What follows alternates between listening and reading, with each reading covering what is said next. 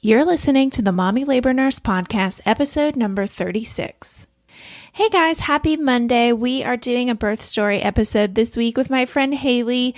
I have known Haley actually for a while on social media. She has been following me for a really long time when I was, I don't even know, when I didn't have very many followers at all. We kind of connected. And she came on to tell the birth story of her second one that she has, her daughter. She had a very positive induction experience with her daughter, and we chatted about prodromal labor, epidurals, her choice to bottle feed actually, and her mental health as well. It was a really, really great episode. And honestly, one of the things that I liked most about it, or I guess I like most about Haley, is that she is actually a virtual doula. And if you don't know what that is, she's going to explain it very well in her episode. But she basically does doula care virtually for moms over the internet. And we all know with coronavirus how important virtual stuff is nowadays. But she's been doing this virtual doula stuff for a long time, way before COVID started. So she's going to talk to us all about what exactly a virtual doula is and what she does and how she can help you if you're in need of a doula and you need virtual care.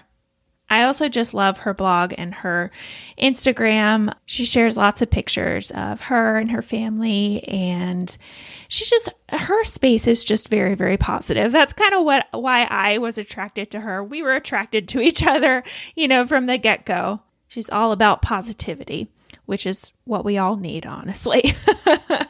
So let's get into Haley's episode.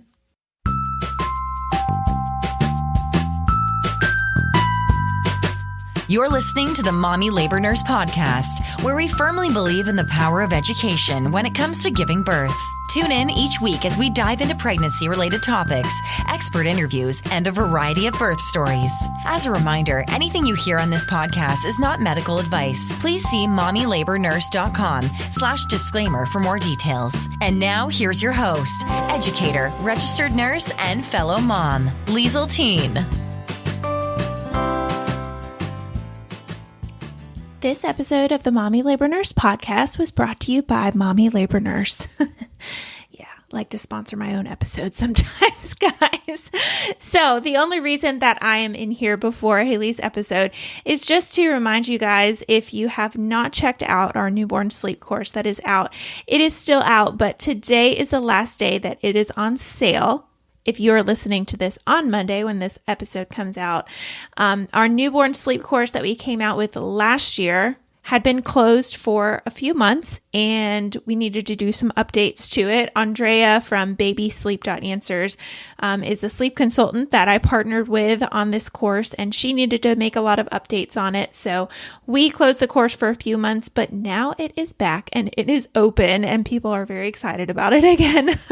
So if you're listening to this episode and you're pregnant, maybe you're getting towards the end, or if you just had your baby, if your baby is less than, say, 14, 15 weeks old, this course is certainly for you. This course is called Baby, We're Home, Now Let's Sleep, because honestly, yes, please. Please sleep, baby. That is something that I struggled with. I'm going to be honest. And that's why I was so passionate about creating this course and partnering up with somebody to create a full course that really dives deep into newborn sleep, because it honestly just hit me like a ton of bricks, guys. That newborn period, those first few months when you're sleeping 2 or 3 hours at a time, sometimes maybe 4 hours at a time, and you just can't understand what is going on and what baby is trying to tell you and how to manage everything. The reason why we created this course and we wanted to make this resource available to moms is because we both were not prepared for that period that hit us, Andrea and I both. And we wanted to provide a resource as a means to help prepare moms for that time period a little bit more and educate moms about that time period a little bit more and what to look for, what to do in this situation, how to intervene, all of this good stuff. Because I feel that ultimately, if I had known what I know now about newborn sleep before I had gotten myself into it, I would have been so much less anxious and felt so much more in control of my situation, and actually been able to read my baby a whole lot more, understand why he was doing this at this time period and what to do here. It just gave me a lot of clarity to learn this stuff and go over this information. And I wanted to put together a resource for you guys because I want you guys to know this before you get into this time period, so it can help your mental health and help you feel less anxious and feel more in control. So what's covered? She goes over emotional readiness, why babies fight sleep, how to teach baby to fall asleep on their own. That is a really, really important thing that she teaches. She also teaches about scheduling and why it's not really a good idea even to put baby on a schedule. She teaches about soothing techniques and the dreaded 4-month sleep regression, if you've heard of that. If you haven't, you will. And there is so much more in there. It's a really, really jam-packed course that just gives you a really, really well-rounded view of what newborn sleep is. And also, in addition, it comes with a little ebook that you can print out and you can read if you'd rather not watch the videos and just read and have a resource.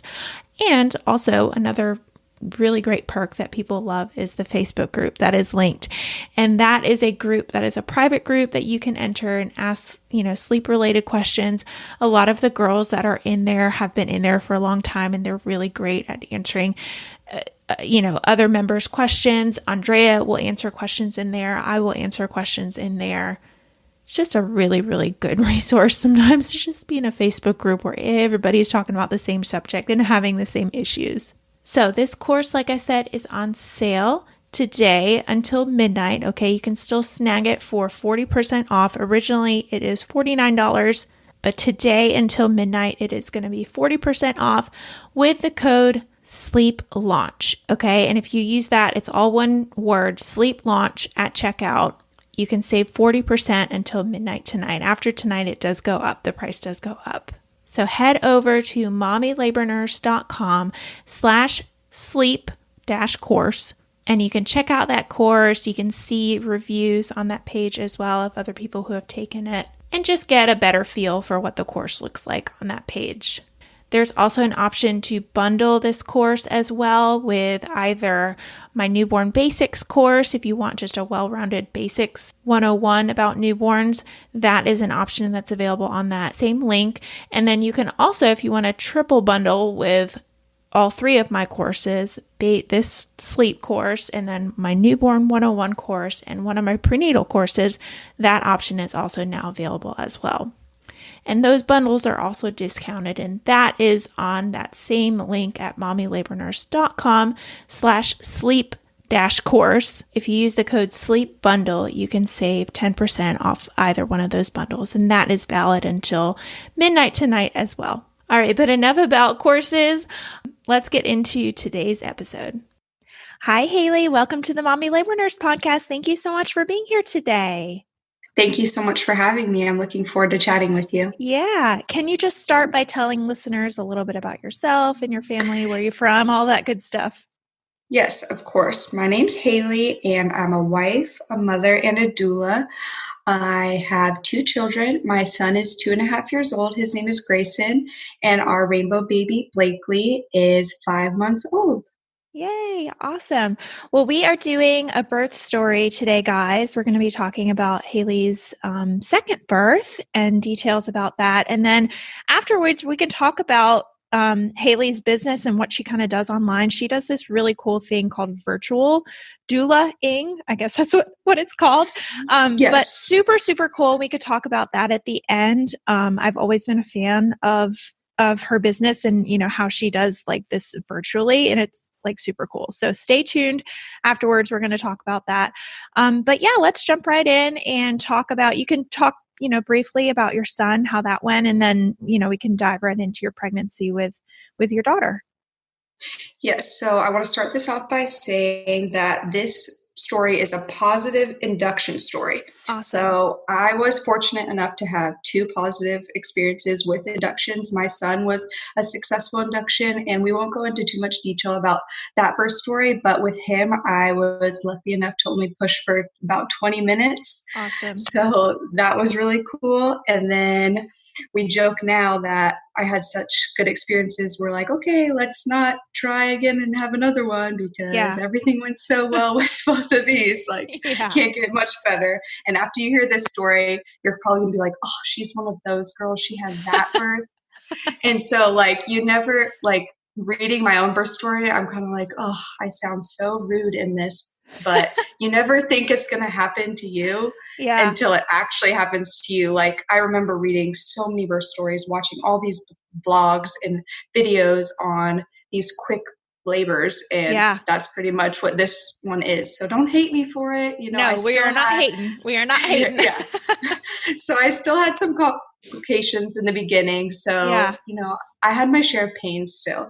So basically, I had to remind myself every pregnancy and birth is different throughout this whole process, because I had such a great experience with my son. I had to keep in the back of my mind, you know, it might not go this good with my daughter. And I had Braxton Hicks super early on, starting at 20 weeks. And as you guys know, Braxton, like super early. And it's such a pain in the butt because they make you think like you're progressing and stuff, but they don't do anything to help you out. They're just a pain in the butt. And then I had taken your birth course, and it was amazing. And as a doula, I even took it because I wanted to have that additional education to provide my clients with too. And you did such a great job of breaking it down for other people to understand. And so I wanted that form of education rather than, you know, the technical way to explain things. And so we had always called it false labor, and your course taught me that it's called prodromal labor. And so I had that at 35 weeks. And I remember getting a message like 2 weeks before I started having prodromal labor. I remember getting a message from one of my friends, and she was asking me about prodromal labor. She's like, what do you do for it? You know, I let her know, like, my biggest tips were like, almost do the same thing you would if you were having contractions. So take like lavender baths, try to walk, see if that helps a little bit. So those are my big tips for that. But I remember texting her and being like, you know, there's not really much you can do. And then of course, 2 weeks later, I started getting it. And I'm like, you know what, maybe I'm meant to experience this so I can sympathize with my clients, because it is so frustrating, especially because it wasn't progressing your cervix. But I do believe it preps your uterus in a sense where it's like almost like a little workout for your uterus. And I worked out my whole entire pregnancy, and I think that helps as well. But I think I just have to keep telling myself that prodromal labors helped somewhat, because otherwise it was just a pain to deal with. So since that started at 35 weeks, by the time I hit my 38-week appointment, I was in so much pain, we decided to just schedule an induction for 39 weeks. And I know some doulas are, you know, there's all different research on inductions and whether you believe in them or not. But I personally believe in both induction and natural and medicated births, non-medicated births. I'm kind of just all there kinds. To support my client as well as myself. Exactly. And your course does a great job of that too, like not being leaning towards like one or the other, you know? I try to cover the whole spectrum, you know. I think birth is kind of like this really, really wide spectrum. You know, you have these people who are like way on the super crunchy end and want to do you know, almost like give birth without any medical staff at all. And then like you have the other extreme that's like super medicalized birth. So I try to cover as wide of the spectrum as I can.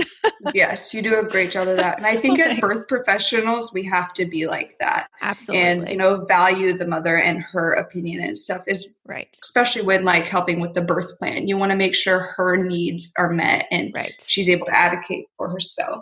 So basically at the 38-week appointment, we decided to schedule induction for exactly the 39-week mark. And it relieved so much anxiety for me, because with with a second pregnancy, you have to think about your first child's care. Yeah. And so that was huge for me, having to schedule like babysitters. And he's 2.5 years old. I can probably count on two hands how many times he's had a sitter. Yeah. I am horrible with allowing anybody to watch him. Like those memes about like moms wanting a break but not trusting anybody. Yeah, those are me. Yeah. So on my 39-week mark, I arrived at the hospital at 5 a.m. So when I break down this birth plan, I did like a little timestamp, and there's not too much to it. But at 5:15 a.m., they started the Pitocin or the oxytocin, whatever you want to call it. You know, one's generic. And then at 7:45 a.m., I was 3 centimeters dilated and 80% effaced. And then with my consent, they went ahead and broke my water. And then at 8:30, only a couple hours after getting to the hospital, I started having contractions every 2 minutes apart. And this is the fun part. If you want to go onto my Instagram stories, you can watch the process, because I went and danced to Baby Mama on my stories. Love it. And I remember that, guys. It was so great. So I sat on the yoga ball and I'm like, I just have to distract myself. And my husband was like lip syncing with me, and we just had a good time with it. And as a doula, I highly recommend like getting in the right headspace before all the action happens, and just like having a memorable experience. I know it can be painful and stuff, but it's all about, you know, getting in the right headspace, whether you do hypno babies, whether you do just, you know, jamming out to your favorite song. It's all about how you make the experience for yourself. So once the contractions started picking up, I requested an epidural, and that was at 9 a.m. And I was 5 centimeters dilated by then. And then they checked again at 11:30, and I was 8 centimeters. And then my husband decided he was going to go get lunch. And you know, the hospital, most hospitals are huge, and lunch isn't right by your room. Yeah. Well, the lunch, it took him like maybe 20 minutes, but I was like, you really want to go get lunch right now? Like, I have snacks. I came prepared. No, I want to go get lunch.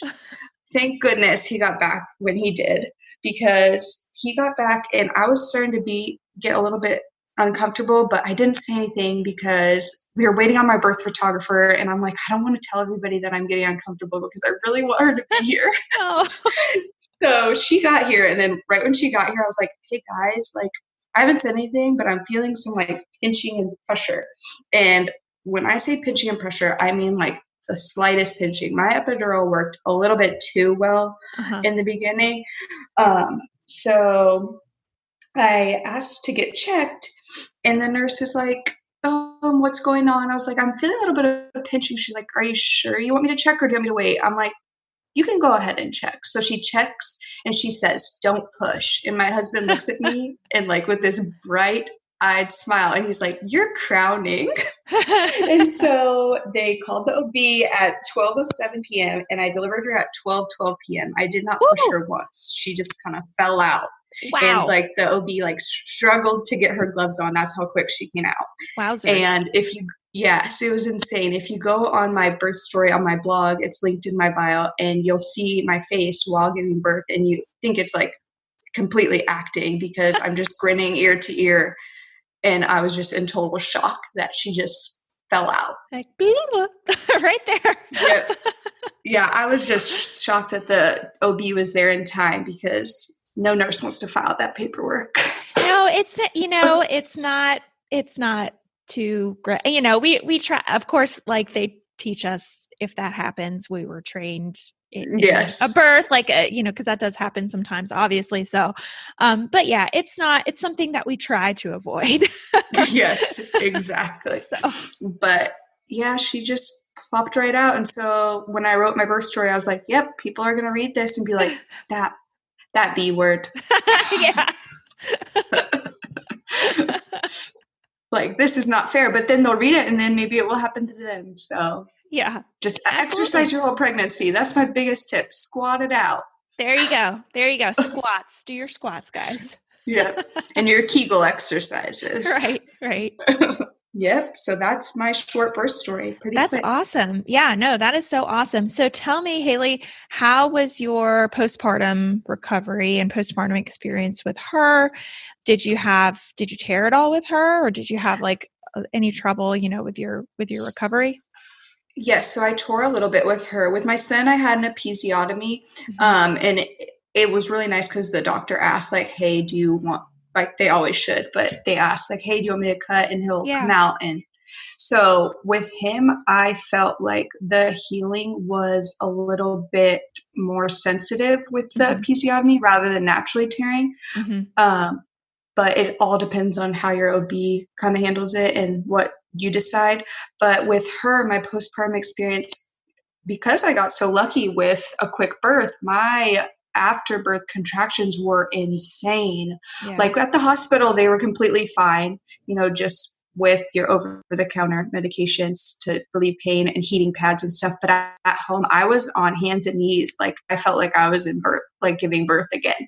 It was Wow. really Wow. painful. And then I am currently getting my certification in perinatal mental health, anxiety, depression, loss, and grief. And Oh, good. one of the reason I'm doing that is because of how much I struggled postpartum with my daughter. Mm. So I went through it was probably at like the 3 month mark. I went through like a week where I just felt super down and depressed. And I had postpartum anxiety with my son, but never like depression in a Yeah. sense. And so I went like a whole week, and my husband was working a lot. And so I didn't really say much to him. And he didn't really realize how much I was struggling. He just thought I was tired. Right. But I finally spoke up and said, "Hey, I'm struggling." And so as a doula, I decided I need more education in this so I can be able to better assist my clients and teach them how to advocate for themselves. Because if I wouldn't have advocated for myself, I think I would have went down a deeper hole. Yeah. And I'm so happy I said something and got the help I needed, because it's so important in those beginning stages. And so what I'm really focusing on now with the doula stuff is providing virtual care and, almost being like a counselor for those that Yeah. need it. And so that's why I'm receiving that certification through Salini. That's so great. Yeah. And I think it's so important to teach that you can teach people too how to recognize the signs of what's happening, Yes. because that's like the first step is just because sometimes, obviously we know this, like we're moms, you're like, this is hard. It's just hard because I'm a mom, but there's a difference Yeah. between like I'm struggling a little bit because like it's a new, phase in my life or whatever. There's a difference between that and having the help and the help, but there's a difference between that and being like, I'm really struggling. I can't get out of bed. I Yes. can't do things. I am thinking about all these crazy thoughts. And yeah, I think Yeah, just exactly. recognizing and telling people these are kind of the symptoms you need to watch out for. This is not normal, because a lot of times I think even social media is at fault because moms will complain about, oh gosh, I'm so overwhelmed, blah, blah, blah. And people think that these thoughts that they're having, it's like, oh, well, this is just my life now. This is just how it is. It's like, no, They just learn to yeah, accept it yeah, yeah. And because it's they're like, in that no, phase. yes, yes. So And I that's think great. Psyched Mommy on Instagram does a great job Yes. breaking down those. Yes, absolutely. I'm a big fan of her. She was on my podcast. I had an episode with her a few episodes ago, Yes, and she's she's just awesome. so great and so Yeah, knowledgeable. about perinatal health. Yeah. Yes, yes, awesome. Well, I did want to ask you, Haley, before we dive into a little bit more about what you do with the virtual doula stuff, Mhm. how if you chose to breastfeed with your daughter and how that experience was. Yes. So with my son and with my daughter, I was recommended not to breastfeed due to Yeah. a medication that I take. Mm-hmm. So I just recently was on Big Little Choices podcast, and you guys will get to listen to that soon. It's released November 15th, and I Cool. dive into my mental health journey. So I personally have bipolar manic, Uh-huh. and I had 2 episodes in 2015, so I haven't, had to experience it due Yeah. to taking a medication. But that medication is only heavily studied in pregnancy. So I took it Mm-hmm. through both my pregnancies, but it's not studied enough in breast milk. So I chose not to breastfeed. And there was like a couple weeks before we had Blakely, and we were tossing around the idea, and I was all excited. I'm like, yeah, I'm going to breastfeed. Yeah, I'm going to breastfeed. And then we researched it more, and it's just not really researched too much on after like 5 years. And I, formula already worked with my son, but now that I've had my second child, I still have a little bit struggles bottle feeding in public. Like, it just kind of hurts me because some people make comments about it, but I'm a little bit, I'm not as worked up about it as I used to be. And, social media has helped me overcome those challenges by sharing my thoughts on it with others and getting the support I needed. Yeah, that's great. I know. And it is so crazy that there's still just that stigma. And there's a stigma on, there's just stigmas, I feel like, on both sides. When you breastfeed your baby, you get like shamed in public or whatever. But like if you bottle feed your baby, it's like, oh, wow, why isn't she breastfeeding? Crazy. It's crazy. I hope that one day it will change and just we can accept everybody for whatever they decide they want to do. But I hope so too. Yeah. Cool. Well, thank you so much for sharing all of that. This was very, very helpful, even though your experience was like super, super crazy positive. And like you said, people are going to be like, ugh, I hope. Why is this girl talking about her quick, fast, easy birth? Because I want other people to realize, that it can be that way. You hear so many horror stories. And so sometimes you got to have the light stories too. To hopefully motivate people. That's right. Absolutely. Cool. Well, Haley, let's talk a little bit about what you do as a virtual doula, because I think a lot of people know by now kind of what doulas are and what their roles are. And we can talk a little bit about that too, just, what a doula is in general. But a lot of people don't even realize that these virtual doulas are available if you don't have, a doula that you can get in contact with, or if you just prefer the virtual doula. So let's talk a little bit about what you do, what you can offer moms. Right. So one of the main reasons I transitioned into doing more of the virtual services is because I realized how much of my work is done via the phone. And so a lot of the times with my clients, when they have a question and they're at home, they'll just text me or call me, FaceTime, whatever. And I realized the only time that I'm physically there is for the birth.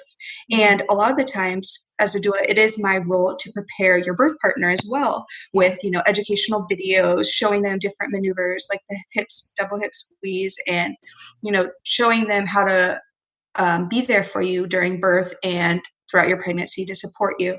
So I realized, sometimes it is hard to schedule a sitter last minute and be there for my clients for their birth. So until I have a full-time person that I can rely on to be there for my kids, I am doing mainly virtual services. And basically with that, the main thing we start off with is setting up your birth plan and talking through what you value in a birth. And then being there for those random late night questions, or, sending me, a lot of people have those new Bloom Life contraction monitors. They'll send me the pictures of those to like analyze them, or, and like you do, I provide everyone with the medical disclaimer that I don't provide, exactly medical advice, but you need to talk to your physician. Just info, right? Yes, this is just info. You got to cover our butts. Right. And so, but the main thing, like my favorite part about being a doula, is just empowering women to get the birth that they desire and have an informed birth. So that's what I do as virtual services, and it can be offered both prenatally and postnatally. And a lot of people now are signing up for the postnatal, and even, counseling when trying. I just started doing this recently, like counseling when trying to have a baby as well. Yeah. Cool. Yeah. Well, that is so great. Yeah, and I'll definitely link all your stuff on the show notes page for people if they want to Awesome. check everything out and check you out. I know obviously you're in the social space as I am on Instagram, because that's how we met, guys. We met through Instagram. Yes. But can you just remind listeners where they can find you on social media and your website if they want to check you out? Yes. So my blog is My Wanderlust Tribe. Wanderlust is WANDERLUST. Mhm. Wanderlust, like the desire to travel. Yeah. So my Instagram handle is at mywanderlust.tribe. Mhm. And my doula page is doula mama nurture. It's doula.mama, MOMMA, nurture. Cool. And that's my Awesome. pages. Yeah, awesome. Well, we'll link those in the show notes page and people can check you out. Well, thank you so much, Awesome. Haley, for joining me today. This was just wonderful. Yes, thanks for having me. Quick little story and, educating people about some virtual doula stuff. So thank you. You're welcome. You have a good rest of your day. You too. Are you looking for birth education? Did you know that I have 2 fabulous birth courses that are super affordable? Well, I do. Head over to mommylabornurse.com/podcast to take a short quiz to see which birth class is for you. When you purchase either birth course, you'll have full access to it forever. And that means it will never expire and you can access it throughout any stage of your pregnancy or for any subsequent pregnancies that you have. You'll also gain free access to my Facebook group, linked to the class where you can ask questions about your pregnancy, share your birth story after you give birth, read other people's birth stories, and get to know other members who are in the course.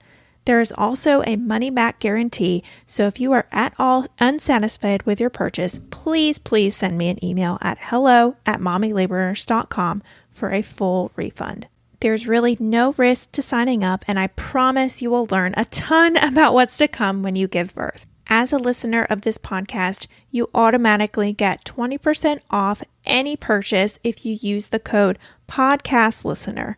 I've had tons of moms just like you enter these birth courses and have fabulous, wonderful, empowering births because they feel so much more educated about what's to happen. So if you are at all curious about birth education, again, I encourage you to go to mommylabornurse.com/podcast and use the code PODCASTLISTENER to save 20%.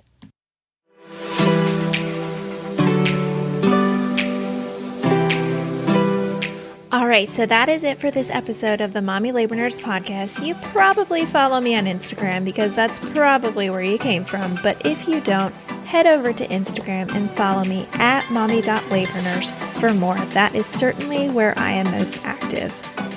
I also now have a separate Instagram for just this podcast, so I encourage you to follow my second account at mommylabornurse.podcast as well if you want podcast updates.